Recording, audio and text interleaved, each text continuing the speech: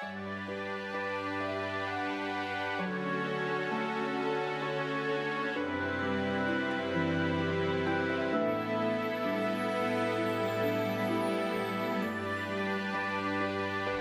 continue last week's study, I shall begin with a kind of hypothetical case.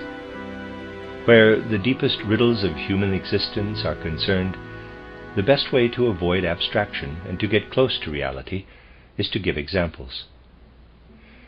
My example will of course apply to every possible level of life, so let us begin with a hypothetical example.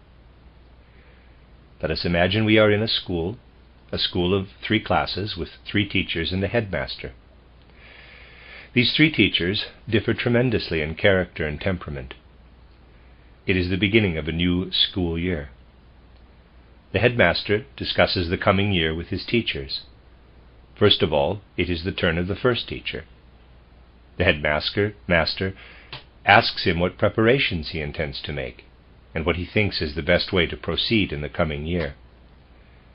The teacher replies, well, during the holidays I noted down carefully all the areas where the pupils did not meet my expectations, areas that I had obviously not prepared well, and I have drawn up a new plan for next year, containing all the things which I am sure were successful and got across to the children. All the work I will give them next year consists of the things that came off best last year and have proved successful." Close quote.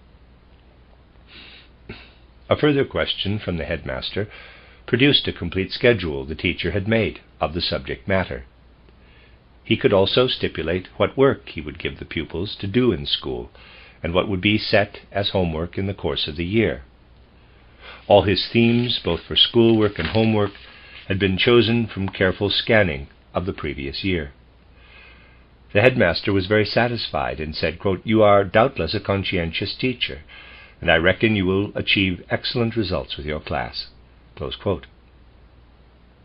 The second teacher also said, quote, "I have gone through the whole curriculum I covered with my pupils last year and noted everything I did wrong. I have arranged the new schedule, avoiding all the mistakes I made before." Close quote.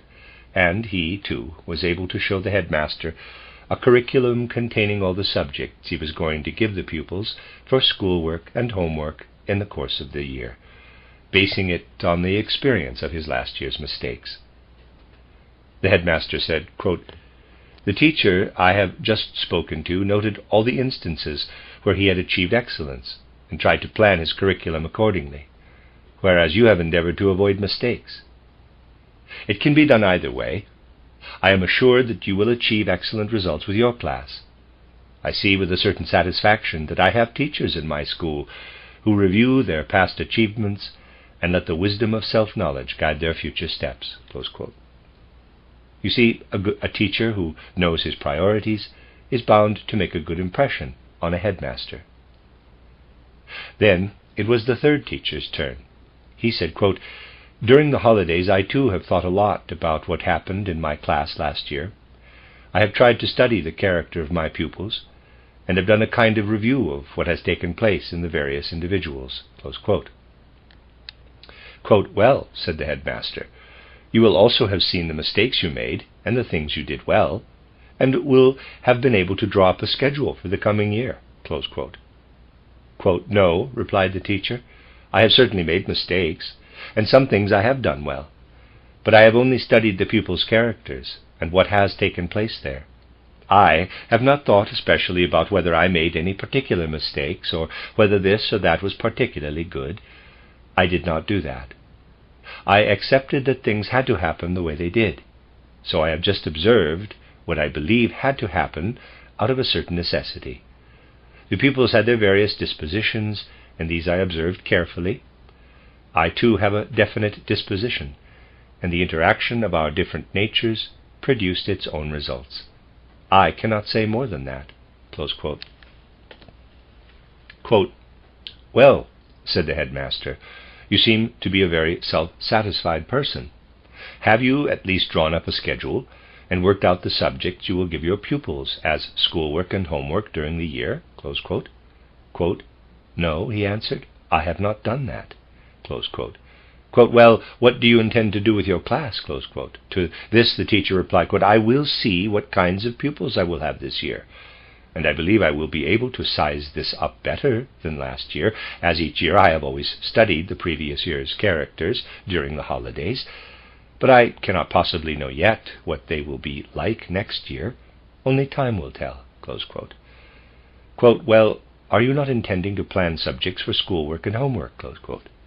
Quote, "Yes, but not until I have seen what my pupils' capacities are like. I will try to set the work accordingly." Close quote. Quote, "Well, really," said the headmaster, "we would be thoroughly at sea in that case. We can hardly allow such things to happen." Close quote. But there was nothing to be done. The headmaster had to agree to it, and the school year got under way. The headmaster inspected the school frequently. He saw the first 2 teachers doing exceedingly well, but with the third he always found that things were not on a good footing. There was no certainty, he said. One never really knew what would happen the following month. And it went on like this throughout the year. Then came the time for the report cards. From those of the first 2 teachers, the headmaster was satisfied that they had been very successful. Of course, some of the pupils in their classes failed too, and others passed, but it all happened as expected. According to the report cards, the third teacher's results were no worse. Yet other people had come to the conclusion over the year that he was very lenient. While the other teachers were strict, he was so lenient that he frequently made allowances, and the headmaster was convinced that the third teacher's class had come out the worst. Then came the next year came. The holidays were over. And at the start of the school year, the first 2 teachers spoke as before, and the third too. Things happened similarly, with the school inspector also coming occasionally, and of course he noticed what the headmaster had, as it were, prepared him to see, namely that the first 2 teachers were very good, and the third only second-rate. It could not be otherwise. I hardly need mention that after a few years the 2 good teachers were nominated for decorations, and the headmaster received an even higher one. That is a matter of secondary importance, isn't it? Some time later the following thing happened. The headmaster left the school, and another came at the beginning of the year. He also discussed with his 3 teachers what their plans were, and so on, and each of the teachers answered in a similar way as before. Then the headmaster said, quote, "There is certainly quite a difference between your methods, and I believe the first 2 gentlemen ought to take a little guidance from the third teacher." Close quote. Quote, "What?" said the first 2 gentlemen. "The previous headmaster always said that he ought to take guidance from us." Close quote. Quote, "I do not think so," said the new head. "It seems to me that the first 2 should adapt to the third." Close quote. But they could not very well emulate him, for they could not see how anyone could possibly foresee what would happen in the coming year if he groped about as blindly as that teacher did. They just could not imagine it. In the meantime, the former headmaster, because of his insight into proper school administration, had himself become a school inspector, and was most astonished at the views his successor was expressing about the school he knew so well. How could such a thing happen? And he said, quote, "The third teacher never told me anything except I must first see what the pupils are like, then I can form my schedule from week to week. But that way you cannot look ahead at all. It is quite impossible to manage if you cannot anticipate a single thing." Close quote. To which the present headmaster replied, quote, "Yes, but look, I have actually asked my teachers about their different ways of looking ahead. The first 2 gentlemen always say, 'I know for certain that on February 25th next year I will present such and such items of schoolwork. I can say in detail what will be happening, and I know for certain that I will be talking about such and such a subject at Easter.' The third teacher says, 'I do not know for certain what I will be doing at Easter, nor do I know what schoolwork I will set in February. I will set the work according to the kind of pupils I have.' And by that he meant that he can in a certain way foresee that all will be well.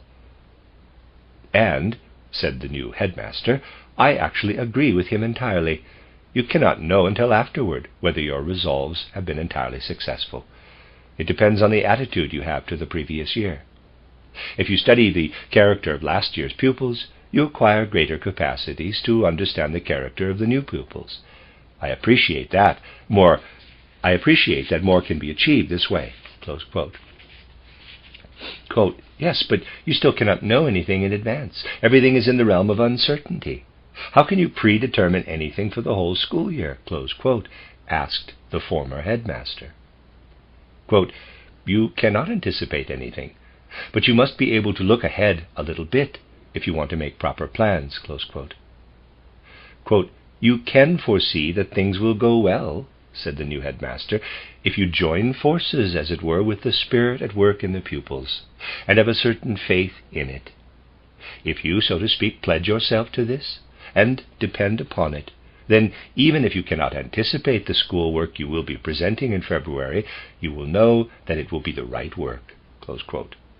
Quote, "Yes, but you cannot foresee anything with certainty, and everything remains vague," close quote, said the school inspector. To which the new headmaster replied, quote, "You know, I once studied the sort of thing people call spiritual science, and I still remember from this that beings on a much higher level than human beings are actually supposed to have acted in this way in much more important affairs. For at the beginning of the Bible it says, 'And God made light.' And only after he made the light does it say, 'And he saw that it was good.'" To this the inspector had nothing suitable to say. Things continued in the same way for a time. There are few headmasters, like the second one I chose as a hypothetical example, aren't there? I could call him hypothetical to the second degree, for even with it being an hypothesis, it is hypothetical to assume a headmaster like that. Therefore he was dismissed very soon, and another one more like the inspector was appointed, and things ran their course until one day it went so far that the completely, in quotes, undecorated teacher was driven away from the school in disgrace, and another of the same style as the first two was appointed in his place.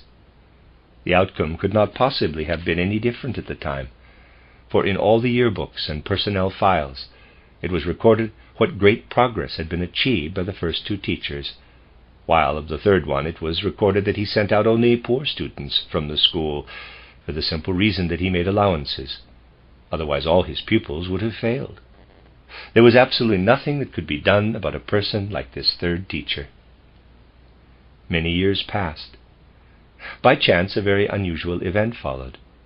The headmaster, who had been dismissed, tried to go more deeply into how matters had turned out with the two teachers who had always practiced strict self-observation, for example, with the one who noted the subjects that yielded fewer successes and selected the more successful ones.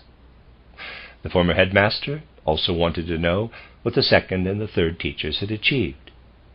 He even followed up what their pupils had achieved under other teachers, and he discovered that with different teachers the third teacher's pupils made much less progress than those of the first two. But the former headmaster did not stop there. He went even further into the matter and traced the subsequent life of the former pupils of these teachers. He then discovered that those taught by the first two teachers, with a few exceptions naturally, had all become respectable citizens, yet they had achieved nothing outstanding. Among the pupils taught by the third teacher, however, were people of considerable importance, who accomplished things of far greater significance than the pupils of the others. He was able to prove these things in this particular case, but it made no special impression on people, for they said, quote, "We cannot always wait to follow up the pupils' whole subsequent lives. That is impossible, isn't it? And that is not the point anyway." Close quote. Now, why am I telling you all this? There is an important difference between the first two teachers and the third. Throughout the holidays, the first two teachers kept focusing their attention on the way they had done their work the previous year. The third teacher did not do this, for he had the feeling that it had to happen as it did. When the headmaster, the first one, kept telling him again and again, quote, "But you won't have any idea how to avoid mistakes next year, or how to do the right thing if you don't study what you did well last year," close quote, he did not answer immediately, for he did not feel like explaining this to him. But afterward he thought to himself, quote, "Well, even if I did know what mistakes happened in the course of the work my pupils and I did together, I will, after all, have different pupils this year, and our working together is not affected by the mistakes made last year. I have to work with new pupils." Close quote. In short, the first two teachers were wholly entrenched in a dead element, while the third teacher entered into what was alive. You could also say that the first two teachers always dealt with the past, the third teacher with the immediate present. He did not brood over the past, but said, quote, "Of necessity, it had to happen as it did, according to the conditions that prevailed." Close quote. The point is that if things are judged in a superficial way, according to external judgments, one can indeed go astray where actual facts are concerned. Because if you were to do things the way the first teachers did them, you would be judging the present according to what is dead and gone, and what ought to be allowed to remain so. The third teacher took what was still alive from the past, arriving at it by simply studying character, and made himself more perfect by doing so. In fact, he did it with this in view. For he told himself, quote, "If I can make myself more efficient in this way, the greater capacities I thus acquire will help me achieve what I have to do in the future." Close quote. The first two teachers were somewhat superstitious about the past, and told themselves, quote, "Past mistakes must be avoided in the future, and evident good qualities must be used." Close quote. But they did this in a dead way. They had no intention of enhancing their abilities, but only of making their decisions according to outer observation. They did not have the wish to be effective as a result of working in a living way on themselves.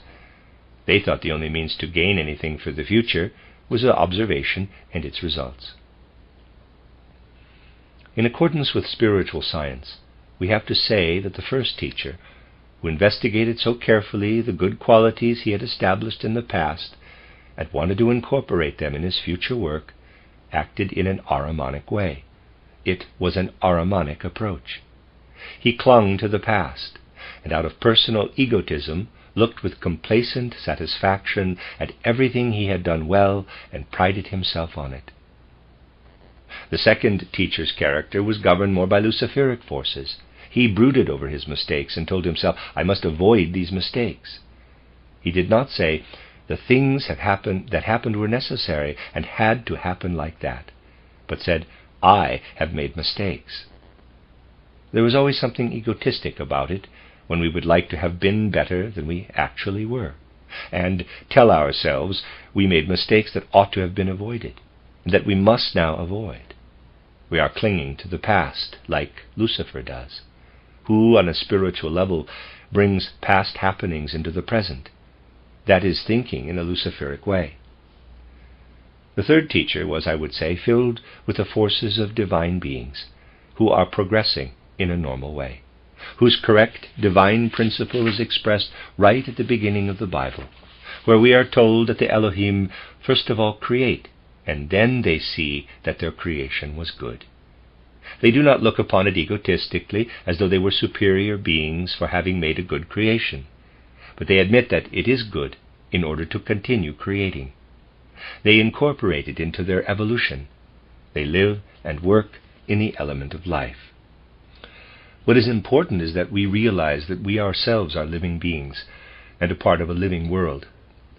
If we realize this, we will not criticize the gods, the Elohim, for instance. For anyone wishing to set his own wisdom above that of the gods might say, "If gods are supposed to be gods, could they not see that the light would be good?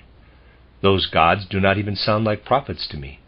If I were a god, I would of course only create light if I knew beforehand what light was like, and did not have to wait till later to see that it was good." But that is human wisdom, being placed above divine wisdom.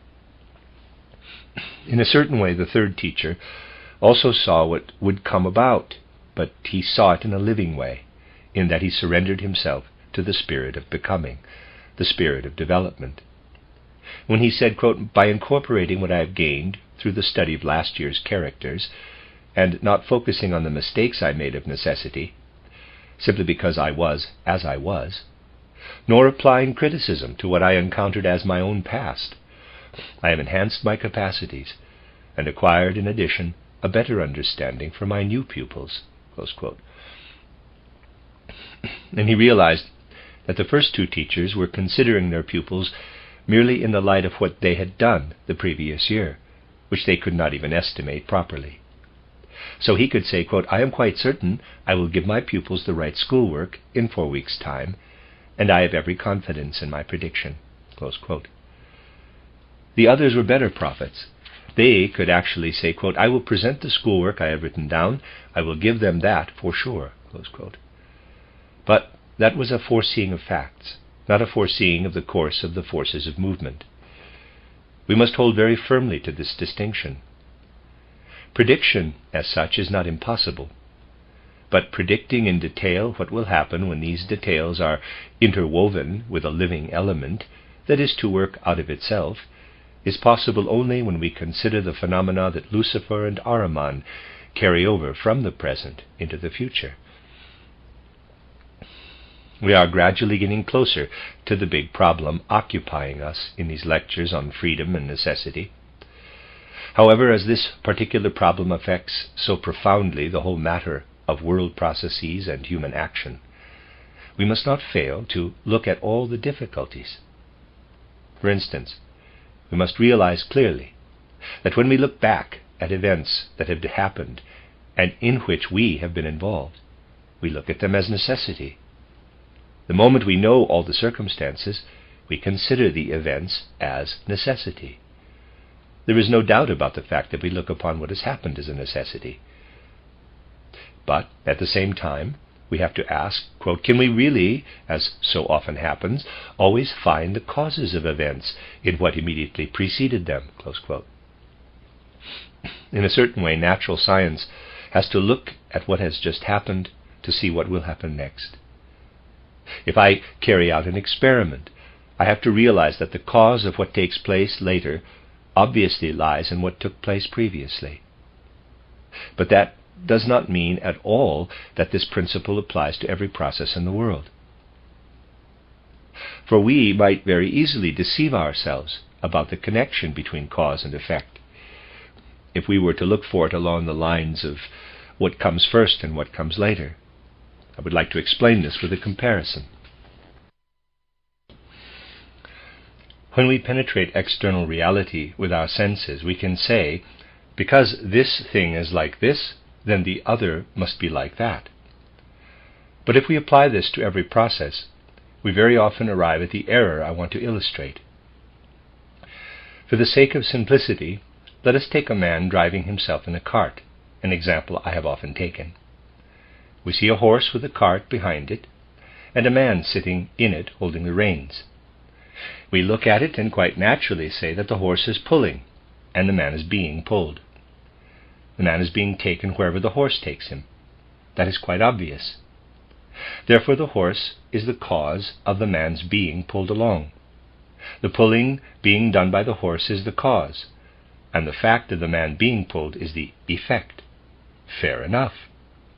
But you all know very well that that is not so, that the man sitting up there driving himself is leading the horse where he wants him to go. Although the horse is pulling him, it is taking him where he wants to go. Such mistakes happen often when we judge purely externally, on the basis of happenings on the physical plane. Let us look once more at the hypothetical examples I gave you a few days ago, in which a party of people set out for a drive, got into the coach, but the driver was delayed, and they were 5 minutes behind time. Therefore they arrive beneath an overhanging boulder at the moment it falls, and it crushes them all. Now, if we trace the cause on the physical plane, we can naturally say, this happened first, and then that, and then the other, and we will arrive at something. But in this case, we could easily make the same mistake we make if we say the horse pulls the driver wherever it wants, and overlook the fact that the driver is leading the horse. Perhaps we make this mistake because the controlling force in this case is possibly to be found in the spiritual world. If we merely trace events on the physical plane, we really judge in the sense of saying the man is going where the horse takes him. However, if we penetrate to the hidden forces at work in the occurrence, we see that events were directed toward that point, and that the driver's belated arrival was actually part of the whole complex of circumstances. It was all necessary, but not necessary in the way one might believe if one merely traces events on the physical plane. Again, if you believe you can find the cause by assuming it to be what has happened immediately beforehand, the following might happen. Seen externally, it looks like this. Two people meet. We now proceed in the proper scientific manner. The two have met. So we inquire where they were during the hour before they met, where they were an hour before that, and how they set out to meet one another. We can now trace, over a certain length of time, how one thing has always led to another, and how the two were brought together. Someone else, who does not concern himself with this sort of thing, hears by chance that the two people had arranged 5 days beforehand that they would meet, and he says, "They have met because they planned to do so." Here you have an opportunity to see that the cause for something is not necessarily connected with the immediately preceding event. In fact, if we break off looking for the chain of causes, before we come to the right link in the chain, we shall never find it. For after all, we can only follow the chain of causes up to a certain point. In nature, too, we can only follow it up to a certain point, particularly in the case of phenomena involving human beings. And if we do this, and go from one event to the other, tracing what was before that and before that again, and imagine we will find the cause this way, we are obviously laying ourselves open to error, to deception. You have to grasp this with what you have acquired from spiritual science. Suppose a person carries out some action on the physical plane. We see him doing it.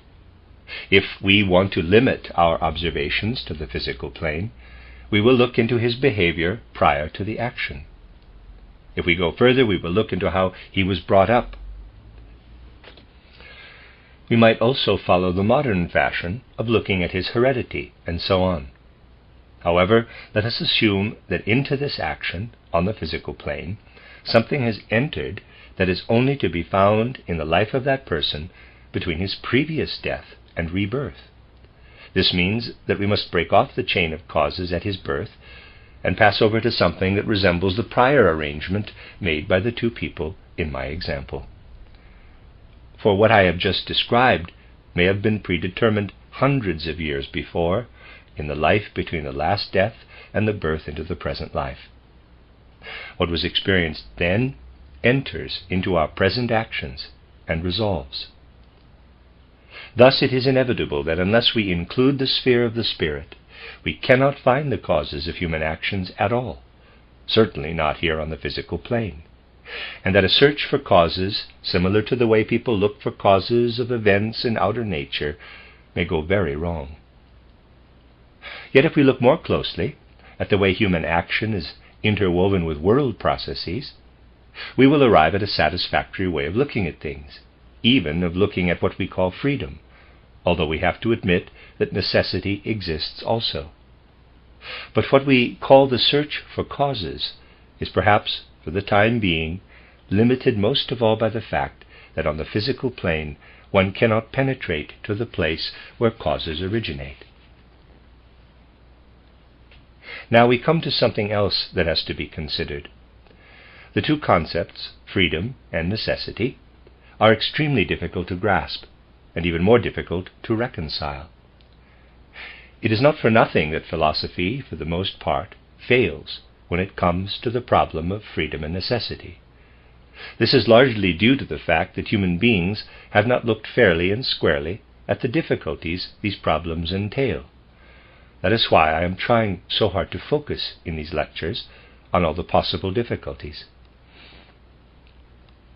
When we look at human activities, the first thing we see everywhere is the thread of necessity, for it would be biased to say that every human action is a product of freedom.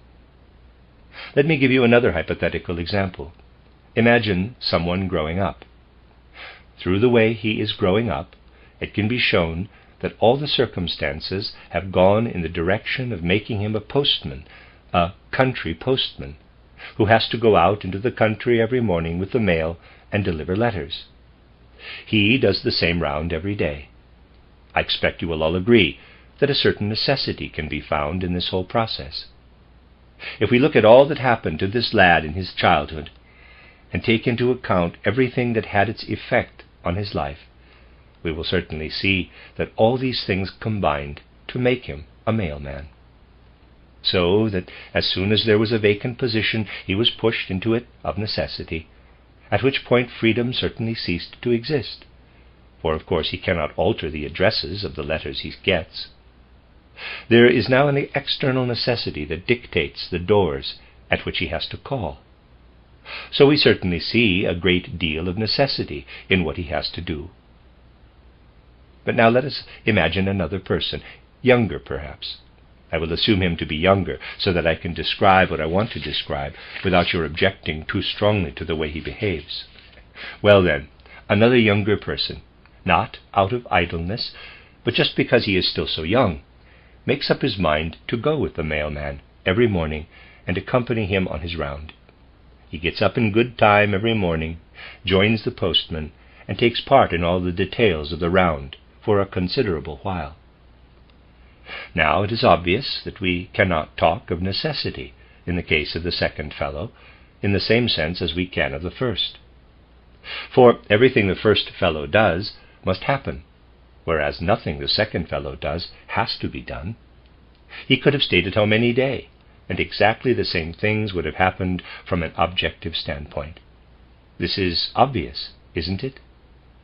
So we could say that the first man does everything out of necessity, and the second everything out of freedom. We can very well say this. And yet in one sense they are both doing the same thing. We might even imagine the following. A morning comes when the second fellow does not want to get up. He could quite well have stayed in bed, but he gets up all the same because he is now used to doing so. He does with a certain necessity what he is doing out of freedom. We see freedom and necessity virtually overlapping.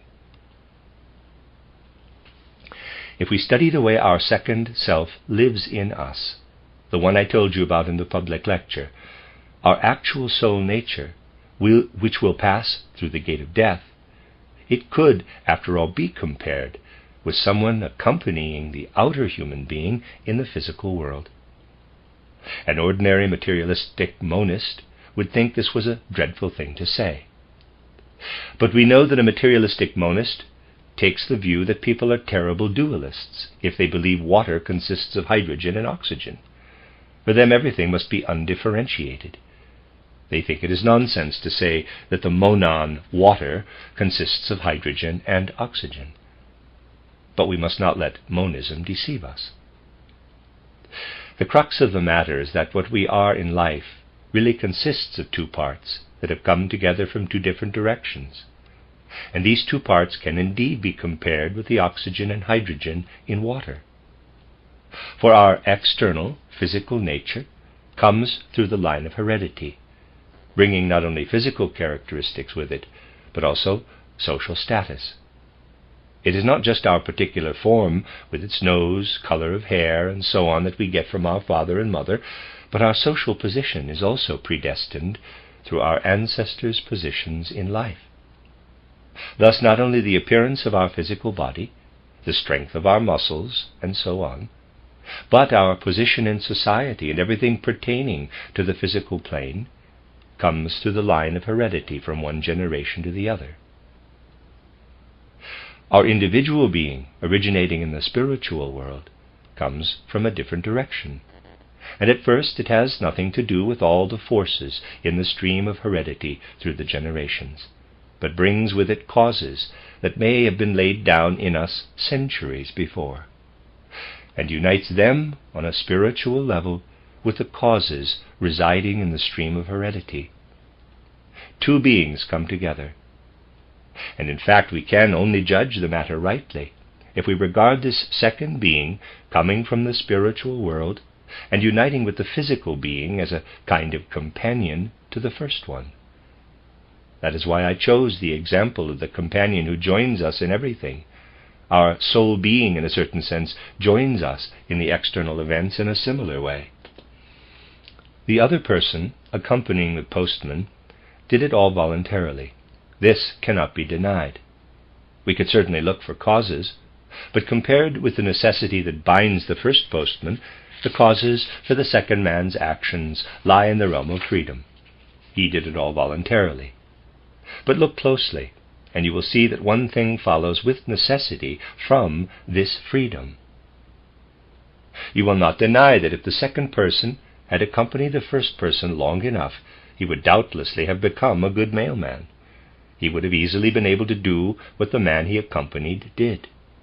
He would even have been able to do it better because he would avoid certain mistakes. But if the first fellow had not made these mistakes, the second man would not have become aware of them. We cannot possibly imagine that it would be of any use if the second fellow were to think about the first one's mistakes. If we think in a living way, we will consider this to be an utterly futile occupation. By specifically not thinking about the mistakes, but joining in the work in a living way, and just observing the proceedings as a whole, he will acquire them through life and will as a matter of course. And, let me read that sentence again. By specifically not thinking about the mistakes, but joining in the work in a living way, and just observing the proceedings as a whole, he will acquire them through life, and will as a matter of course not make these mistakes. This is just how it is with the being that accompanies us within. If this being can rise to the perception that what we have done is necessary, that we have accompanied it, and will furthermore take our soul nature into the future, insofar as it has learned something, then we are looking at things the right way.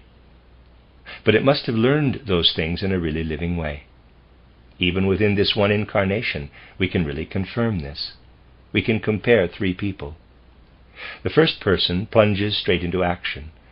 At a certain point in his life, he feels the urge to acquire self-knowledge. So he looks at the things he has always done well. He revels in what he has done well, and thus he decides to go on doing what he has always done well. In a certain sense, he is bound to do well, isn't he? A second person is inclined to be more of a hypochondriac, and he looks more at his failings. If he can get over his hypochondria and his failings at all, he will get to the point of avoiding them. But he will not attain what a third could attain, who says to himself, quote, "What has happened was necessary, but at the same time it is a basis for learning through observation, not useless criticism." Close quote. He will set to work in a living way, not perpetuating what has already happened and simply carrying the past into the future, but will strengthen and steel the companion part of himself and carry it livingly into the future. He will not merely repeat what he did well and avoid what he did badly, but by taking both the good and the bad into himself and simply letting it rest there, he will be strengthening and steeling it. This is the very best way of fortifying the soul, to leave alone what has happened and carry it over livingly into the future. Otherwise we keep going back in a Luciferic harmonic way over past happenings. We can progress in our development only if we handle necessity properly. Why? Is there a right way of handling things in this area? In conclusion, I want to give you something like an illustration of this too, about which I want you to think a little between now and next Tuesday. Then, taking this illustration as our starting point, we shall be able to get a little further with our problem. Suppose you want to see an external object. You can see it, though you cannot possibly do so if you place a mirror between the object and yourself. In that case, you see your own eyes. If you want to see the object, you must renounce seeing your own eyes. And if you want to see your own eyes, you must renounce the sight of the object. Now, by a remarkable interworking of beings in the world, it is true with regard to human action and human knowledge that all our knowledge comes to us, in a certain sense, by way of a mirror. Knowing always means that we actually know in a certain sense by way of reflection. So if we wish to look at our past actions, we actually always look at them by putting what is in fact a mirror between the actions and ourselves.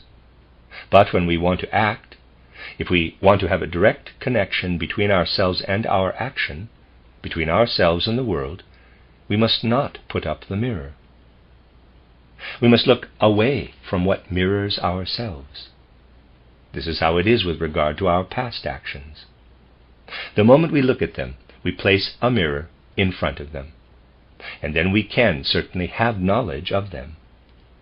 We can leave the mirror there and know them in every terrible detail. There will certainly be cases where this will be a very good thing. But if we are not capable of taking the mirror away again, then none of our knowledge will be any good to us. The moment we take the mirror away, we no longer see ourselves and our past actions, but it is only then that they can enter into us and become one with us. This is how we should proceed with self-observation. We must realize that as long as we look back, this review can only be the inducement for us to take what we have seen into us livingly. But we must not keep on looking at it. Otherwise the mirror will always be there. Self-observation is very similar to looking at ourselves in the mirror. We can make progress in life only if we take what we learn through self-observation into our will as well. Please take this illustration to heart, the illustration of seeing one's own eyes only if one renounces seeing something else, and of the fact that if one wants to see something else, one must renounce seeing one's own eyes. Take this illustration to heart. Then, taking this illustration as a basis, let us talk next Tuesday about right and wrong self-observation, and get nearer and nearer to the solution of our problems. In this most difficult of human problems, the problem of freedom and necessity, and the interrelationship of human action and world events, it is certainly necessary that we face all the difficulties. And those who believe they can solve this problem before they have dealt with all the difficulties, in fact, are mistaken.